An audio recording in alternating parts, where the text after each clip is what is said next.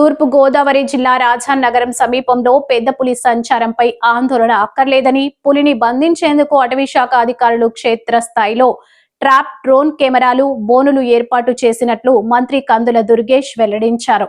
Cabinet meeting అనంతరం మంత్రి దుర్గేష్ ఈ విషయమై జిల్లా అటవీ శాఖ అధికారితో ఫోన్లో మాట్లాడారు.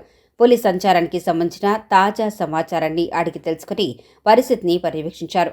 గత కొన్ని రోజులుగా తొర్రేడు సీతానగరం సమీపంలో పులి సంచరిస్తుందని, దాన్ని ఆనవాళ్లు గుర్తించామని, త్వరలోనే పట్టుకుంటామని అధికారి చెప్పారన్నారు. గతంలో ఇదే ప్రాంతంలో ఒకసారి పులి సంచారం చేసిందని మంత్రి దుర్గేష్ గుర్తు చేశారు. తగిన జాగ్రత్తలు తీసుకుని త్వరితగతిన చర్యలు చేపట్టాలని సూచించారు. ప్రజలు అప్రమత్తంగా చేసేందుకు తక్షణమే హెచ్చరికా బోర్డులు ఏర్పాటు చేయాలని ఆదేశించారు.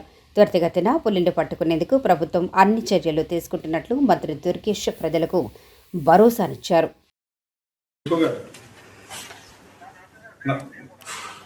నమస్తే, నేను మినిస్టర్ టూరిజం మాట్లాడుతున్నాను.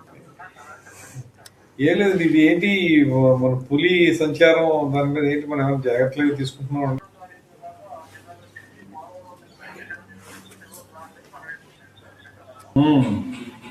అంటే జనసంచారం ఉన్న చోటుకు వస్తుందండి?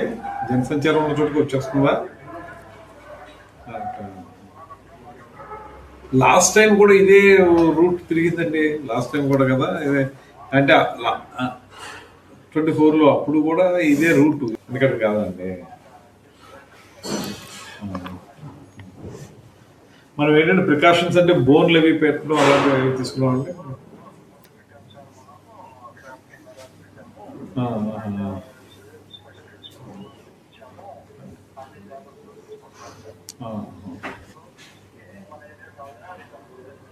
అంతేలేండి, కన్ఫ్యూజ్ అయ్యి వస్తాయి. నేను ఇవాళ ఇక్కడ క్యాబినెట్ మీటింగ్ ఉందని వచ్చాను.